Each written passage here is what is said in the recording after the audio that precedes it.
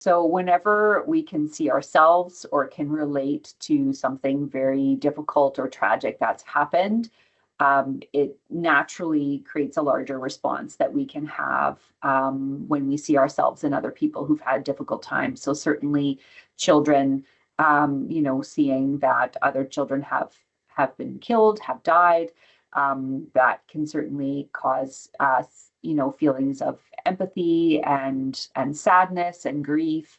And for some kids, when they have that tendency towards some anxiety and fear, may have some worries about their own safety. I often suggest a really neutral check-in so that we're not putting our own thoughts and worries and fears onto our kids, but that we can really elicit and hear from them what they're thinking and feeling and what they've heard. So the first step is really just to kind of listen and be present. It can be really instinctual for us to just want to reassure and quickly go to problem solving and fixing. But it's really helpful for kids to have a place to really talk about those fears so that we have an understanding of what they're thinking, to really be present and to validate and have empathy for those thoughts and feelings. And then it's to very gently and kindly provide as much factual information that we can about what things are in place that do keep them safe. The chances of something like this happening really is very, very rare.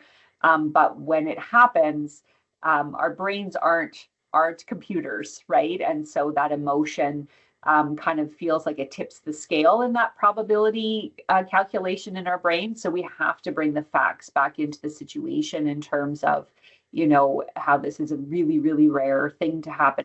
And routine is really stabilizing and combats that sense of stress or that sense of unknown or that sense of fear about the future and uncertainty. So having that certainty of, we're still going to go to school, we're still going to get up, we're still going to have meals at the same time, we're still going to keep doing those activities, even though this terrible thing has happened, can really help us manage that stress level.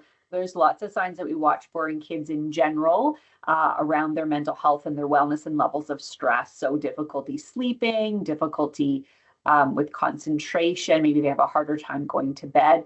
Sometimes it can even come out as irritability as opposed to what we would be able to easily name as fear or anxiety, but it can be irritability or anger, just, feeling like they can get tipped over into a big emotion much more easily.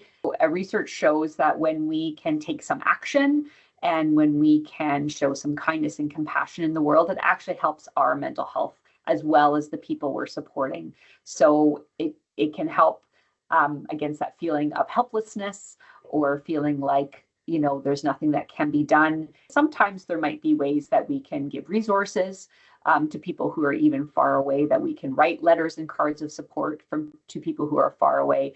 But we can also, maybe people who are closer to home that might be in similar situations or have experienced something like that, we can give locally to different organizations or causes that are related, to their organizations that help families with grief. There's organizations that help families with mental health.